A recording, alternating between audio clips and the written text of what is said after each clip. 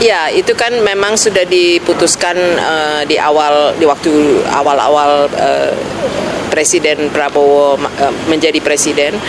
Saya rasa dari segi melakukan pengimbangan ya dari forum-forum yang kita menjadi anggota, BRICS itu menjadi salah satu pengimbang bahwa ada kelompok negara sedang berkembang, tapi kita juga menjadi anggota di kelompok-kelompok yang ada negara maju, negara sedang berkembang. Jadi mungkin bisa dilihat positifnya kalau ada isu-isu yang terkait dengan negara sedang berkembang, kita punya kelompok yang bisa memperjuangkan baik di BRICS-nya maupun di forum-forum lain, forum-forum multilateral yang lain. Itu pertama.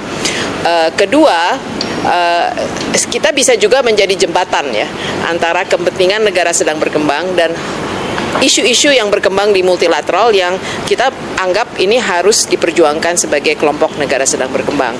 Jadi kita bisa bermain di situ. Dan ketiga, kita masih harus pelajari ini BRICS kan apakah sih yang sedang mereka inginkan ya, misalnya menggunakan currency di luar dolar, menggunakan transaction apa yang disebut SWIFT di luar sistem yang ada. Nah, apakah itu positif atau negatif buat kita harus pelajari. Dan mereka juga punya bank ya, namanya New Bank.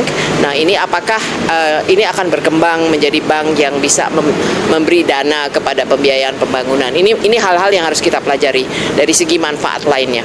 Ya, begitu kita menjadi anggota dari suatu organisasi, sudah pasti harus ada siapa yang bertanggung jawab, harus ada di struktur pemerintahannya siapa yang bertanggung jawab. Dari segi anggaran ya kita kalau BRICS ini belum ada keharusan ya untuk memberi iuran misalnya ya, tapi suatu hari mungkin saja ya. Nah, ini masih harus hal-hal yang kita pelajari. Tapi dari segi internal pemerintah organisasi pasti harus ada leadnya. Apakah itu Kemenlu, apakah itu biasanya sih kombinasi antara Kemenlu dan dalam hal ini mungkin Kementerian Keuangan dan Kementerian Koordinator Ekonomi.